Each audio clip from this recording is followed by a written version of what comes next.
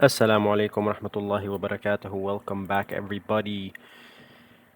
Today, we're going to continue with this 2022 Holberg debate between John Mearsheimer and Carl Bildt. We already did part one. Today's going to be part two. We may have a few more parts here. And this is where it's going to get interesting because they did their intros. They're about to finish, and they're going to get into a little bit back and forth questionnaire with the presenter, and then some questions from the actual audience. And again, keep in mind this was done in 2022. Russia invaded Ukraine in early 2022, January, February, around that time. I think this was uploaded in December 2022, as we saw last time, around that end of 2022. We're now in August 2025. Pretty much everything that John Mearsheimer has predicted at this time has happened. So take that into account when you're forming your opinion on, this debate here and what's happening and what you're hearing. Because John Mearsheimer is not only right about this, but he's also correct about a few other things, which is again why I personally adopt, say like I am quote unquote realist, but again, like it's a weird thing to say realist, like is everybody else living in a fake reality that their opinion is nonsense? It's very strange wording, but nonetheless, let's get going here. All of you should be very fearful about the world that you live in, and even more fearful about the world that we're moving into.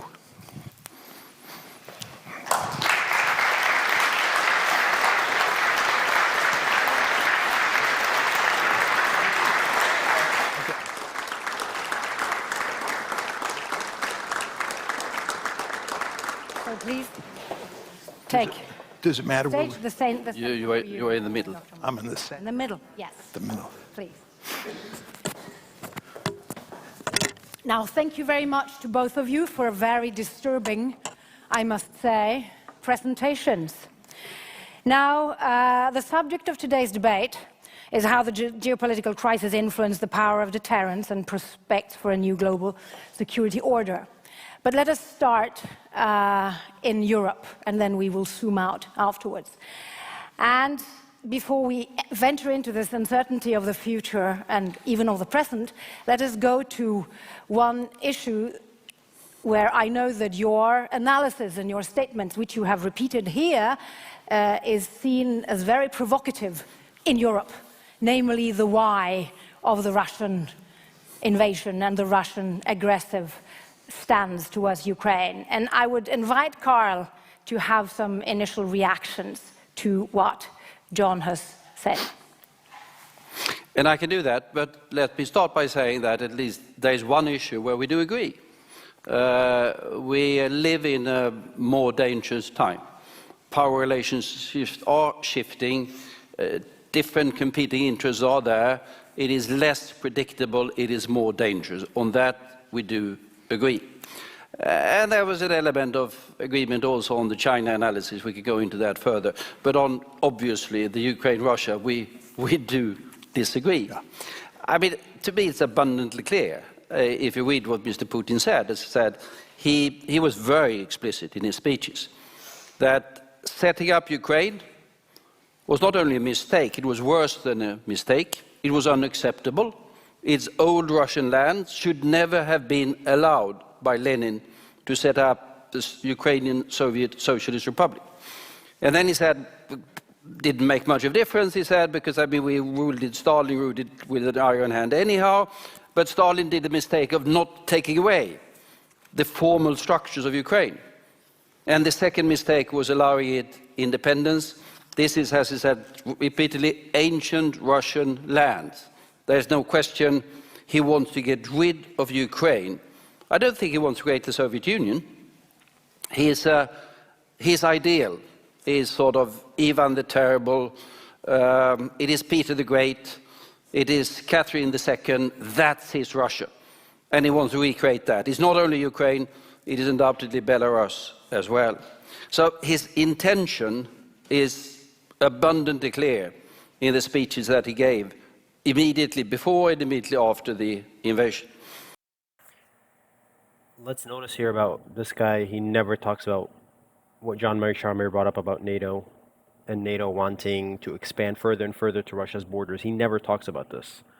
He never like disagrees about this. He just says what Putin wants is this, this, and this, and it's a clear, very clear as day. Again, I'm side with John Mearsheimer here. Putin never said I'm gonna do this. He was asked like questions historically. How do you think about this and this and this? And he answered like Stalin made a lot of mistakes by doing this and this, or this leader made this and this mistakes. It wasn't saying I'm gonna bring it back or things of that sort. He was saying they were mistakes because he let those countries go outside Russia's influence and go to the Western states. And look, and again, look at like what Putin is saying and what's happening right now is they're mistakes because NATO keeps advancing towards Russia. That's the reality of the situation. If NATO doesn't do this, there wouldn't really be this situation going on. So the end root cause is not Putin trying to invade and get his influence back and all that. It's literally just NATO continuously trying to provoke and get closer and closer and increase the security risk levels within Russia by simply getting closer and closer. Putin actually said one time, like he asked if he could join NATO and they told him no. Isn't NATO just supposed to be the North Atlantic Treaty Organization? Can't anybody try to join it? They literally said no because he's the enemy. The whole point of NATO is to be against Russia. That's why they created this thing. So that's where like Putin said like, okay, we can't join because you guys made it against us. Like there was a funny statement. I think maybe John Mearsheimer might go into this a little bit. We'll see. Then John said that, well, he didn't have the resources to do it. That's fairly obvious by now. Agree. But we should be aware of the fact that when he attacked on February 24th, he attacked with 90% of the combat potential of the Russian army, 90%. So he would clearly, and he attacked from the north in order to get Kiev. He attacked with 90%. He attacked with 180, 170, 190,000 troops. That's not 90% of the combat ready. That's nonsense right there. Biggest city.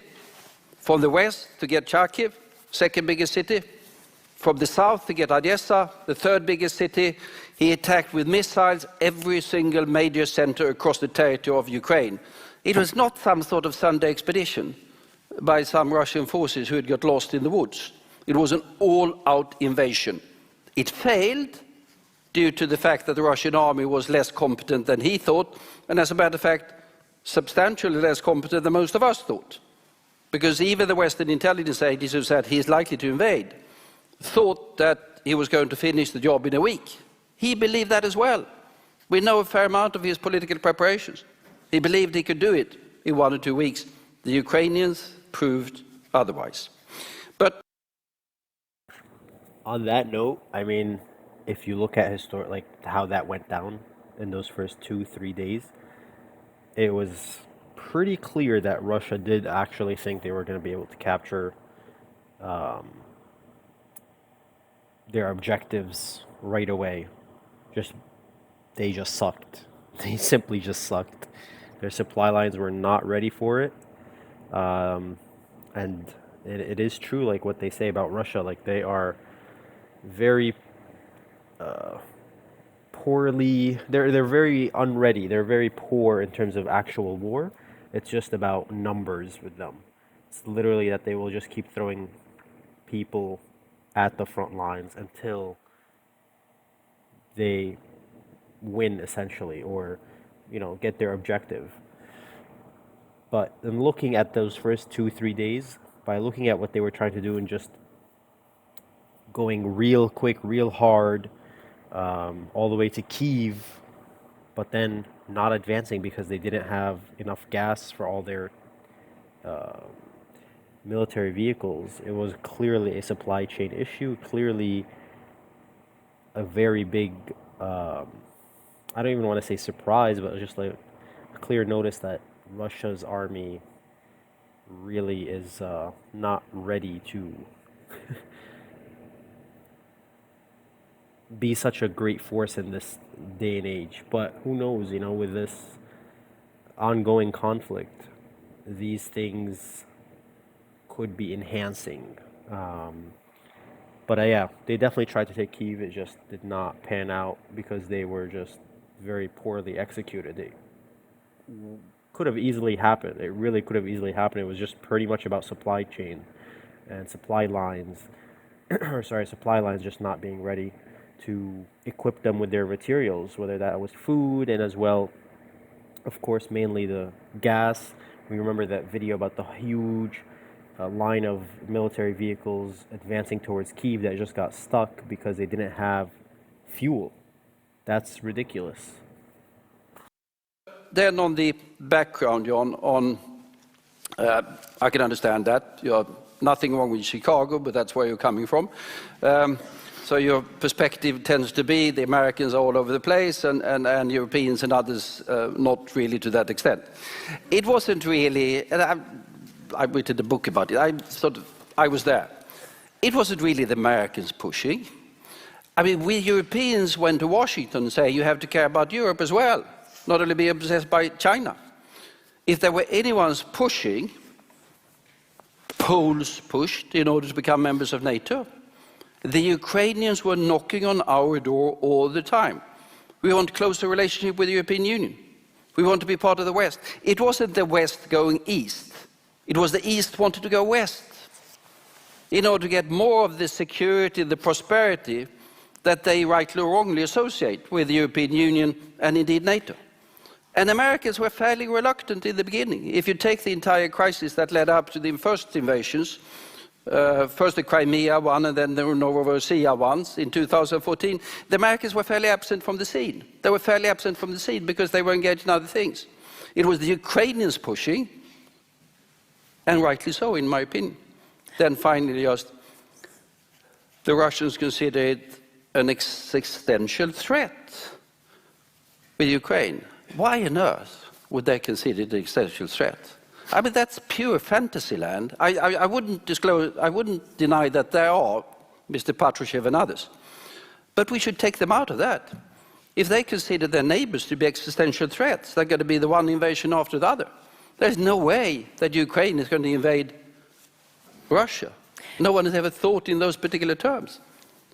You said that Americans live peacefully. Yeah, Canadians are not going to invade. The Mexicans are not going to invade. You live in peace. There's no reason whatsoever why Russia and Ukraine should not be able to live in peace if just Russia gives up its imperial ambition. What is your answer to this, John? How would you respond? Well, where are the smaller European states that sought protection from NATO and the EU once they had the opportunity when Russia was weak in the early 2000s, late 1990s? Where are they in your analysis? Wasn't this also small? I'll answer your question, but I also want to deal with some of the points that Carl made. There's no question that states in Eastern Europe that were outside NATO wanted in. I don't blame Ukraine for wanting in. My point is we don't have to accept them. There's no rule that says just because somebody wants to be in NATO that we have an open door policy and we take them in. And you didn't with Ukraine. I actually don't believe that at all. We have actually doubled down. They are not members of Ukraine, and no one has... You have to let me answer the questions. Yes. Because, sorry. You raised a lot of excellent points, and I want to deal with them. But I think that if it's clear that the Russians view Ukraine in NATO as an existential threat, you should not admit Ukraine to NATO or push to admit Ukraine to NATO, because the end result is what you have today. We, in effect, pursued a policy that is leading to the destruction of Ukraine. Bingo. Again, if those countries want to enter NATO, it sounds fine and dandy, right? Every country should have its independence to do whatever it wants. But the reality is that's not how the world works. The reality is you have to take into consideration your neighbors. As I said in part one, in an apartment complex, in my house, and wherever, I can't do whatever I want. There are laws that I have to follow. In an apartment complex, the apartment complex has set those laws. I can't maybe get a snake as a pet, or maybe I can't even get any pets in my apartment complex because I have to take into consideration the laws. And what are those laws for? It's because we want to have a certain atmosphere, a certain type of way of life in this area. So, with that in mind, same thing applies on a large scale with countries. You can't do whatever you want. There are certain things you have to take into consideration. People around you, countries around you that are more powerful than you, you have to understand you can't really piss them off. That's the reality of it, right? Syria right now cannot do whatever it wants. Look at what America is doing to Iran right now. And because supposedly they're using the excuse that Iran wants nuclear weapons, they're not allowing it to, and they're not even neighbors. So how are you going to talk about like a country that's neighboring you trying to do something that you don't want it to do, right? Think about that. He had not attempted to make Ukraine a Western bulwark on Russia's border with NATO.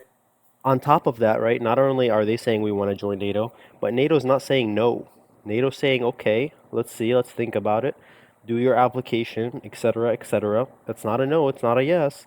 They're keeping it an open door policy, an open question. And that's because they want to essentially be where they are today, which is using Ukraine, unfortunately, as a proxy. It's like, we're not going to have to use our own men and women, our own soldiers. You guys can sacrifice your soldiers. We'll just say we're supporting you. We'll send you military aid. That's easy. No issues. You'll give us that, those earth minerals that we want, the oil that we want, whatever that we want. You'll pay us back for all that stuff. So you sacrifice your own bodies. We'll give you the military aid. It's a win-win for NATO and the West because they get to deteriorate Russia's military, right? With Russia losing bodies and losing military equipment without even sacrificing their own. So it's a win-win for NATO and the West, but in reality, Ukraine doesn't realize that it's just being used. It's literally being used. They have no care for them at all.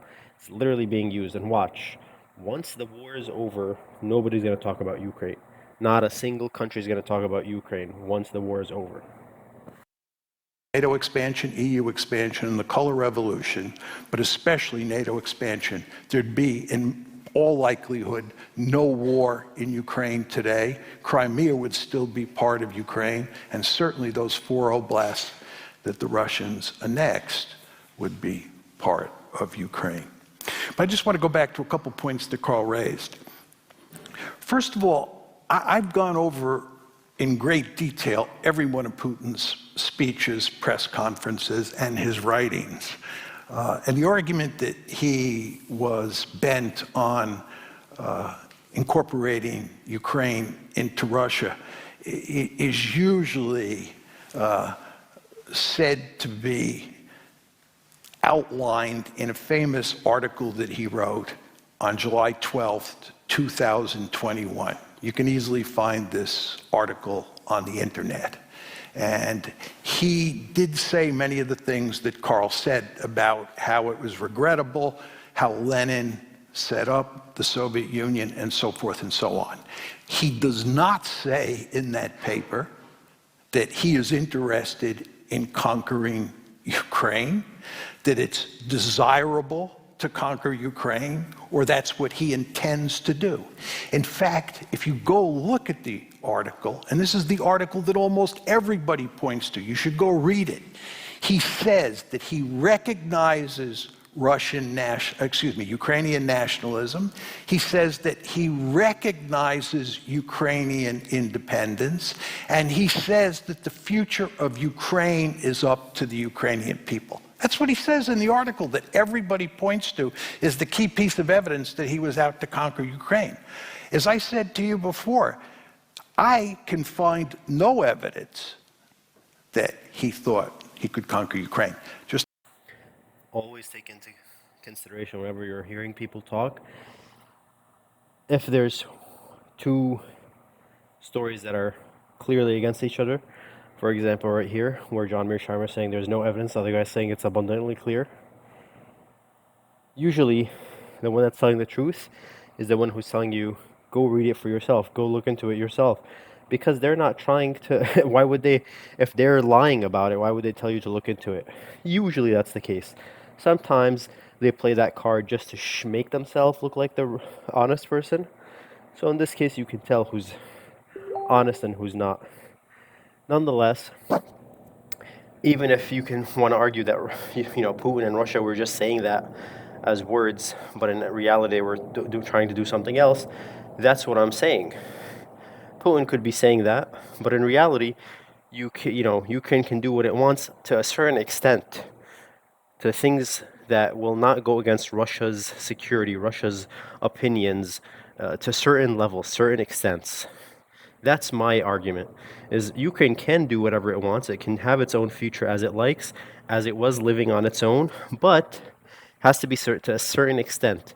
You cannot do things that Russia is 100% against, that, are security levels to Russia. There are certain thresholds you cannot pass.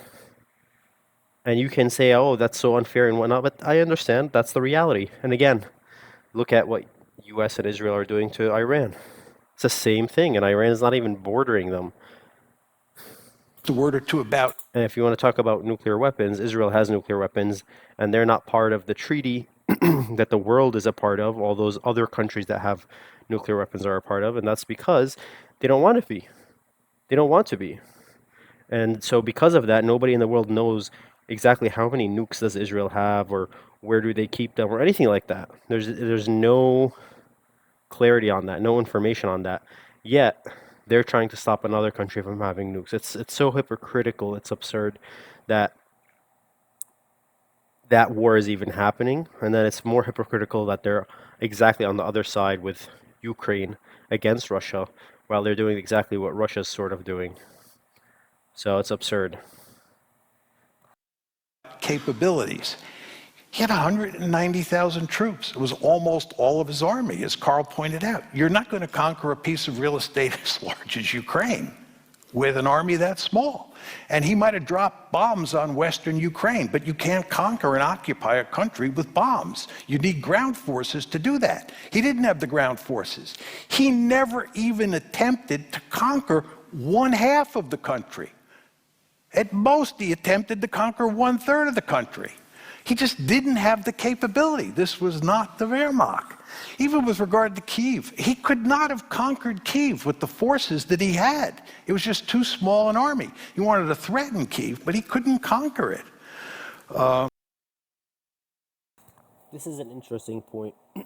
Right, John's saying you can't conquer it. I agree with him. It was more of a shock and awe strategy where you can't conquer it, but you can take it over, and because of that, like, you conquered the capital of the country, your opponent sort of has to quit. Like, if they captured Zelensky in that in those first few days, like, what else can that country do, right? You have to put up the white flag. So that's what I think their strategy was. Because again, 190,000 people, you're not going to be able to conquer the country and take it over operationally. But you can get in there, disrupt it to such an extent in such a quick fashion that the war is over before it even begins, essentially. And that's what I think they were trying to do, but they just failed horribly with their supply lines. Now, just one final point, and then I'll turn it back to you, Cecilia. Carl said that if you look at what happened over the past few decades, it's a case of the East moving West and not the West moving East. I don't know how you could make that argument with NATO expansion. Of course it's the West moving East. NATO expansion, EU expansion, the color revolutions. Where were the Russians moving westward? The Russians weren't capable of launching a military offensive in the 1990s. They were so weak, and then Putin comes to power in 2000, and over time he resurrects the Russians. He brings them back from the dead, but they don't have the military capability to go on the offensive. As you know, in the August 2008 military campaign in Georgia, the Russian army performed terribly. Right? They just don't have the military capability. There's no evidence that the East is moving west. It's the West that's moving east. And this is what presents an existential threat to the Russians. But what about if you go back to 2007?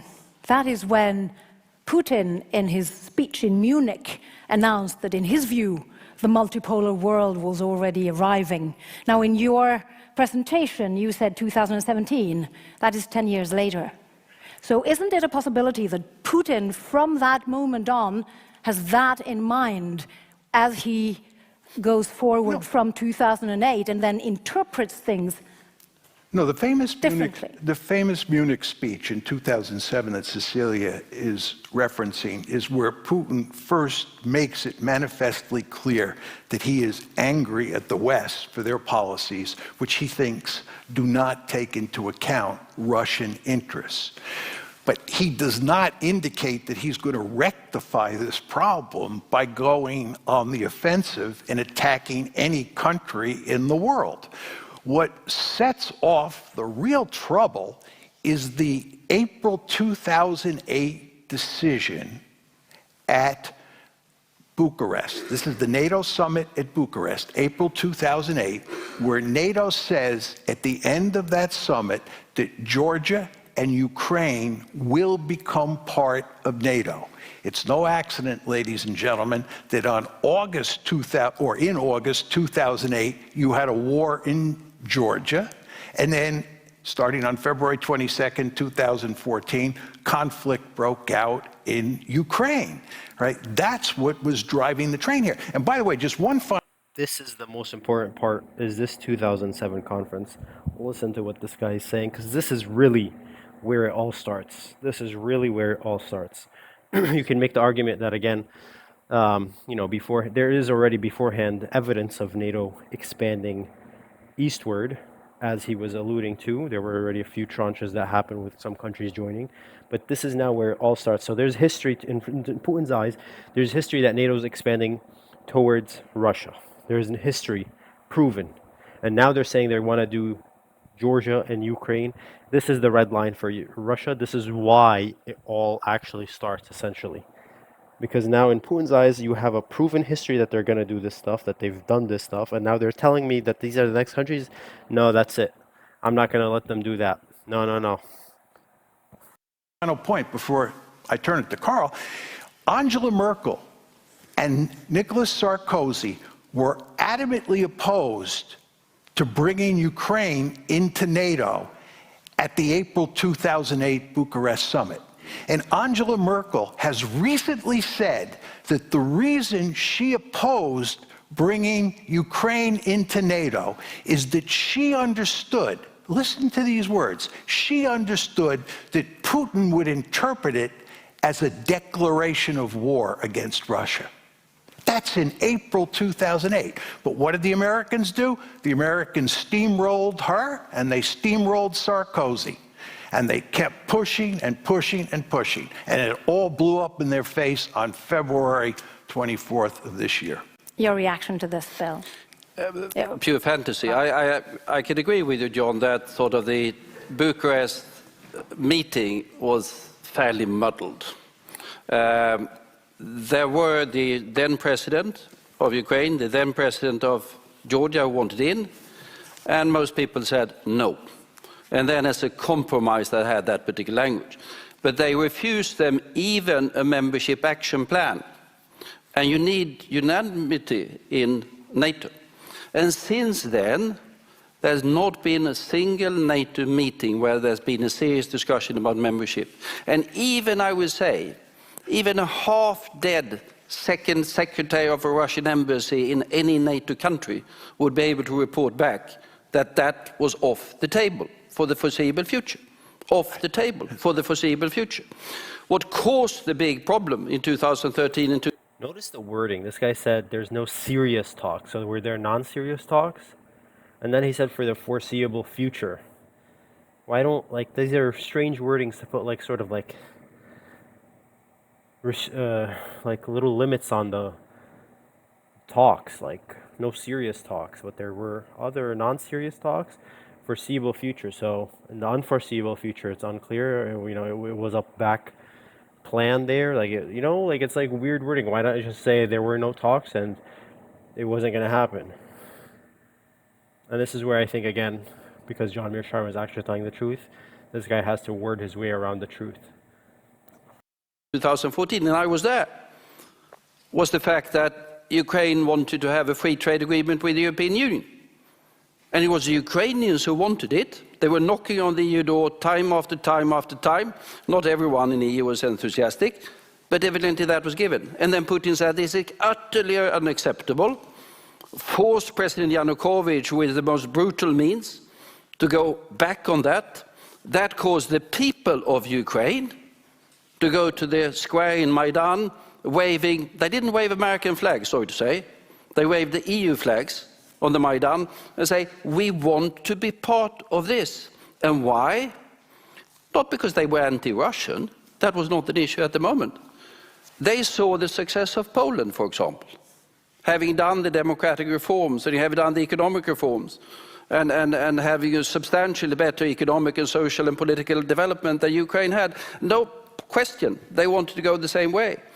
And Ukraine happens, and that's fairly important to understand, Ukraine is a democracy. They have elections. They express their will to go, in this particular case, west. On going west and east is not moving geography, I agree with that. Geography doesn't move. But in political terms, they wanted to go west. Poland wanted to go west into NATO. Ukraine wanted to go west into the EU, as the Baltic states did. They wanted to go away from the East, which they associated with authoritarian and failed and repressive regimes in Russia. And that, I think, and there I can agree with you, I think Putin does see that as an existential threat. I think he does see a successful, democratic, big Ukraine as an existential threat, not to Russia, but to the sort of Russian regime that he represents. And he's been abundantly clear in saying that what is called colored revolutions, people waving European flags, people waving flags of others, people who wanted democracy, people who wanted to be able to elect their governments. He's been abundantly clear that he sees that as an existential threat to his Russian regime. In that particular sense, he's right. Let me make two sets of responses to what Carl said.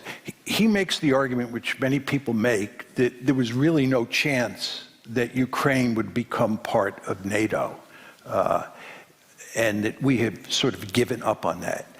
I believe that's simply not true. And in June of 2021, NATO's conference was held at Brussels. In an official statement released by NATO, they said that they were reinvigorating their commitment to bring Ukraine into NATO.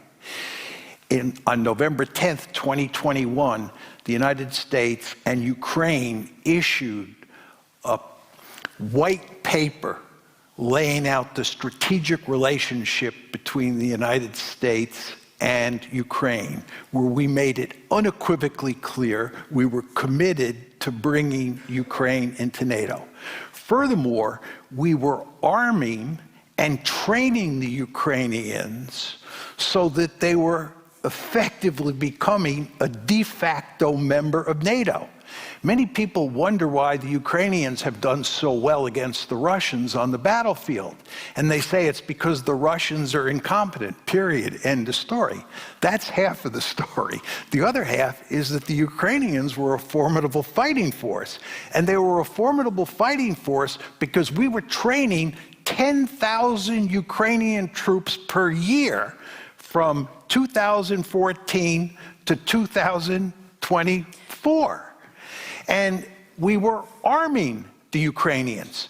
President Zelensky and his defense minister today refer to Ukraine as a de facto member of NATO. It was becoming a de facto member of NATO, in fact, and then in principle, we remained committed to bringing it into the alliance. Now, okay, go ahead. No, let me make one quick point just on another issue that Carl raised. Carl raised the point that the Russians viewed Ukraine becoming a liberal democracy as a serious threat, and you said you agreed with me on that. The point I want to make is that NATO, mainly the United States, was pursuing a three-pronged strategy. I tried to make that clear in my formal presentation. NATO expansion, EU expansion, and turning Ukraine into a liberal democracy. So it's important to understand that that third strand that Carl was talking about, where he and I agree, that third strand is inextricably linked to the second strand and the first strand in the minds of the Russians. So when Go ahead. Now, in the minds of Putin, don't say that Putin and the Russians are necessarily the same things. I've been involved with Russia intensely since the early 90s. I made a lot of friends. I worked very closely together with two Russian foreign ministers I still consider my friends, and one of them I'm still in contact with. And in the Balkans, we work constructively with them. I have to say that all of my friends from those years are either dead, killed, murdered, in prison, or outside of Russia. But those were Russians that wanted the same thing as the Ukrainians. They wanted constitutional government in their country. They wanted sort of decent living standards. They wanted free speech. They wanted some sort of democracy, might not have been Swedish standards. But Putin has a security regime that is different. And he has faced demonstrations in Russia that he fights with violence after he returned to power, and he's seen colored revolutions as a threat against his regime. That's why I'm saying, in that particular respect, he's right. He considers the colored revolutions, democracy in other parts of the former Soviet Union, as a threat to his regime. But that, to be precise, is not something that invented by me or by American politicians. That is demands coming from the people in these countries themselves. Democracy, it's called. Can I? But Paul, can I just quick go back? Oh, yeah. I just want to. I hope you don't mind us going back and forth, but okay. I mean this Go fits together neatly. I think that if you talk about Russian elites regarding the issue that we're talking about tonight, the question is, how do the Russian elites think about bringing Ukraine into NATO? And you might think from listening to Carl talk that there's disagreement among the Russian elites. I do not believe that's the case. And Bill Burns, who is now the head of the CIA, he's now the head of the CIA, and he was the US ambassador to Moscow at the time of the Bucharest NATO summit in April 2008, wrote a famous memo to Condoleezza Rice, where he said, for the entire Russian elite, not just Putin, Ukraine in NATO is the brightest of red lines. He said, I've talked to all of the knuckle draggers in the depths of the Kremlin. And he said, I've talked to Putin's most ardent liberal critics, and they all agree to a person that Ukraine in NATO is unacceptable.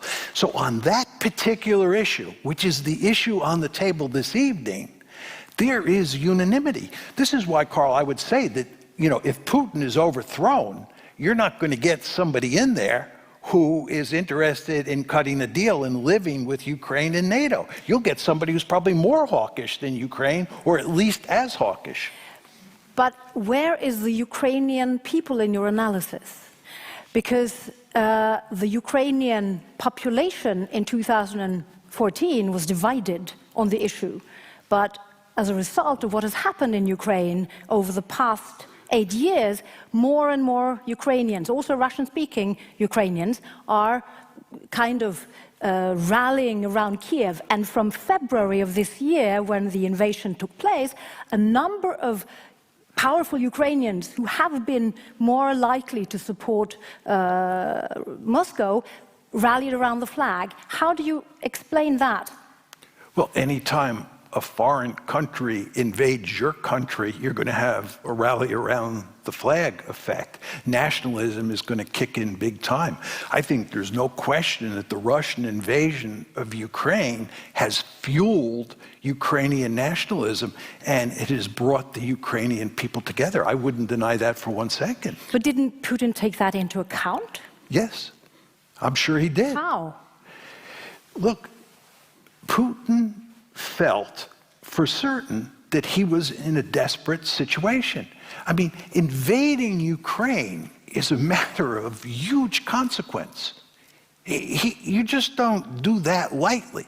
You have to feel that there is a serious security threat, because you might not know to what extent the United States and its European allies are going to come into the fight, but you know the United States is likely to come into the fight. You know how powerful the United States is. Sorry to cut him off and like such a great timing here. But her question is essentially, did Putin take into account that the people of Ukraine would rally around being Ukrainian and the identity of Ukraine and nationalism of Ukraine? My response on that essentially is going to be like, yes, he did, or he should have at least. But at the same time, it's a lose-lose situation. What's the worst of the two options? Allow Ukraine to go fully, or enter Ukraine and force it, or take over areas of Ukraine, etc. Whatever his ultimate plan is here. Who knows exactly what it is.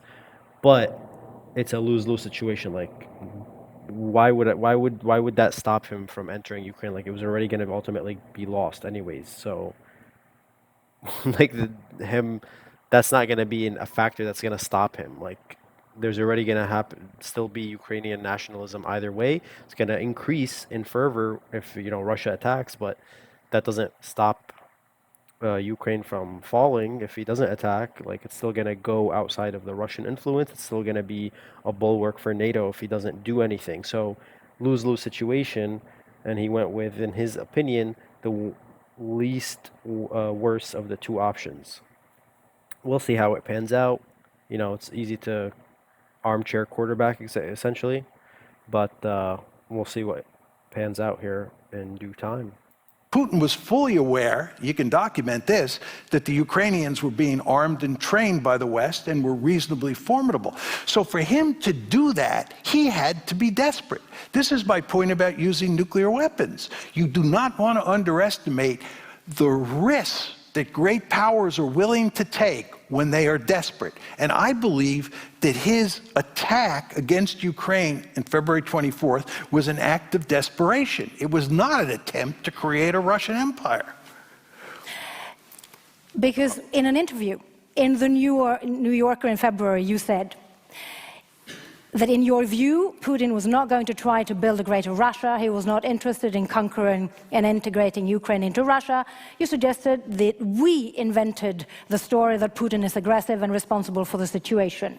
Now then, in November, you said, Putin's goals have escalated since the war started on February 24th, and he is now interested in conquering territory by annexing 4 oblasts in the east. Now, most analysts believe the opposite is the case, that Putin's goals were much more ambitious at the outset of the war, but he failed time and time again. The Ukrainian pushback took the Russians by surprise. The closing of ranks in Europe and NATO has been unprecedented since 2001. And how do you explain that a war has gone so badly for Russia has led Putin to escalate his goals? Look, there's no question that when a war breaks out, and I could walk you through some of the big wars of history, that you get escalation in terms of goals and you get escalation in terms of the means or the strategies or the weaponry that's used. I mean, you could get nuclear escalation. You get an escalation now where the Russians are attacking the electrical grid in Ukraine. So there has been significant escalation in terms of means, and there has been significant escalation in terms of Russian goals. The question on the table that we've been debating up to now is what were Russian goals before the war? And as I'm arguing throughout the evening, there is no evidence that the Russians were bent on conquering territory. The Russians went to great lengths to make the Minsk II framework work because the Russians did not want the Donbass. They wanted a Minsk II solution. It's when the Minsk II solution clearly had failed by February of this year that he invaded. Do you have any comments to that? Or No, go back slightly in history, because it's not entirely uninteresting, the history. We do agree with that. When the entire crisis started in the most acute phase, 2013, 2014, Ukraine had neutrality in its constitution, because they recognized in 2008 that NATO was not going to happen. Neutrality was part of their constitution. When Putin invaded and took first Crimea, and then to take all of the southeast, Novorossiya as he called it, and eventually was forced to send in the Russian regular army in order to secure parts of Donbass, neutrality was in the constitution of Ukraine. We should have recognized it. Yeah, but why should we recognize it? It was in their constitution. And I remember I saw Zelensky for the first time before he was elected president, in the beginning of his presidential campaign. I asked him about NATO, and he said it's not an issue. I'm not going to mention it. It's not an issue. It wasn't part of his platform even. And immediately after becoming president, he reached out to Russia. I mean, he's a Russian speaker. He's a Jew who Putin has now described as a neo-Nazi and drug addict. So the history is sort of, and you said we armed them. We didn't arm them. We didn't provide them. He's really doing something here, huh? Getting into, if you saw John Mearsheimer said we should have recognized it, and he said why? It's in their constitution. I understand what he's saying. Like, it's not. Why would we recognize something that's in your constitution? Like, in reality, yeah. But John's essentially saying, like, we shouldn't have been trying to push them into NATO. We should have just accepted that they're not, that they're going to be a neutral state. And then here he's talking about what Putin said about some of the Ukrainian army being neo-Nazis, which is obviously factual. Really, like, there's nothing to say about that other than that's straight up just true. So this is where once you lose an argument or you're losing an argument, you start trying to go for other strategies than just talking about the argument itself. And this is where Carl said, like, he's calling him a neo-Nazi and he's Jewish. He's trying to spark up emotional responses and paint Putin in a certain picture as he's been trying to paint him from the start as Hitler. He stopped talking about him as being Hitler, if you realize that, since John Mearsheimer has put him on the defensive. But yeah, what a strategy there. Like, it tells you who's being honest and who's lying, essentially. We did training, correct? We did. Even Sweden did training. We trained we trained the army in medical things, primarily for different peacekeeping operations. They were part of UN peacekeeping operations. And we helped them for training with that. We did not provide them with any arms. Obama refused that consistently. Merkel refused it consistently. Trump eventually did give them some anti-tank Javelin missiles, anti-tank missiles. And to be precise, he stored them in the west of the country. They were not even allowed to give them to the soldiers. They were stored in the west of the country, not even given to the soldiers, anti-tank missiles. How on earth could this be an existential threat to the second biggest army in the world that the Russians had. So if you go to This argument is absurd. How on earth could it be an existential threat? Okay, if Russia didn't do anything, Ukraine would be in NATO. You're not just talking about Ukrainian army, you're talking about Ukraine, Poland, Germany, France, etc., etc., etc. And then let's end it all up with the US. You're talking about all those countries on the doorstep of Russia. And what we mean by all those countries is literally troops of those countries on the doorsteps of Russia. Is that not an existential threat? Like, again, look at the Monroe Doctrine that the US has for the Western Hemisphere, not for its neighbors, for the full Western Hemisphere. It's crazy that this guy's trying to make this type of an argument. Makes absolutely no sense whatsoever. this, there's nothing in this particular story. And the entire NATO expansion, just to go into the military aspect of it, if we sort of deal with the NATO thing, up to 2004 was the expansion, Poland and those countries, long time ago by now. But there was no NATO infrastructure, there was no troops whatsoever moving east. Nothing, nothing, nothing. With the exception of 2 fighter aircraft in the Baltic states doing air policing as a reaction to 9/11. It was only, and as a matter of fact, 2000, and all of the countries were taking down their defense expenditure in the West. 2013, the Americans took away their very last battle tank from Europe. We were all going down. We were doing nothing whatsoever. Then came Crimea. Then came his pressure on Ukraine. Then came Novorossiya. This guy's making the argument for John Mearsheimer. Like, okay, exactly.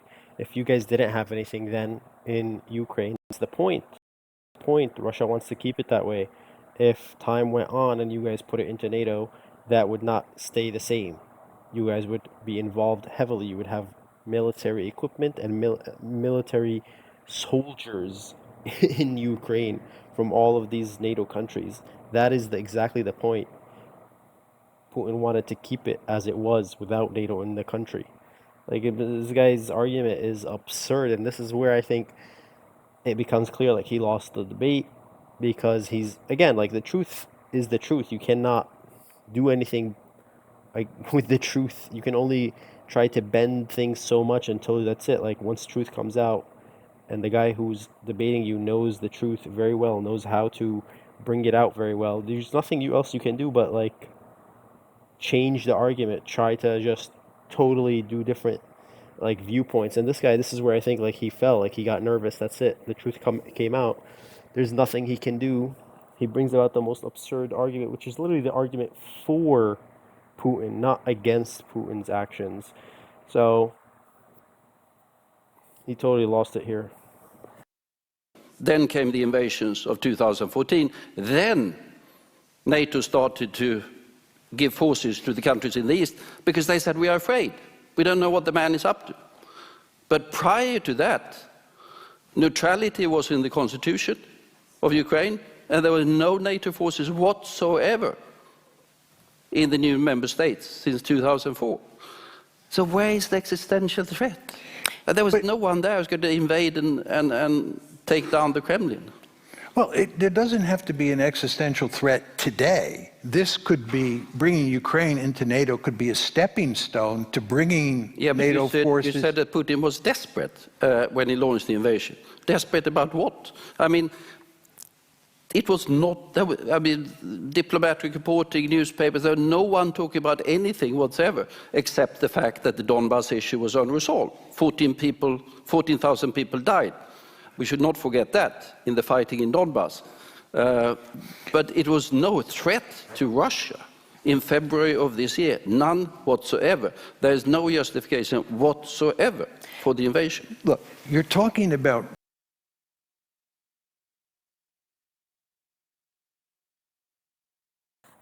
One moment, guys, we'll be right back.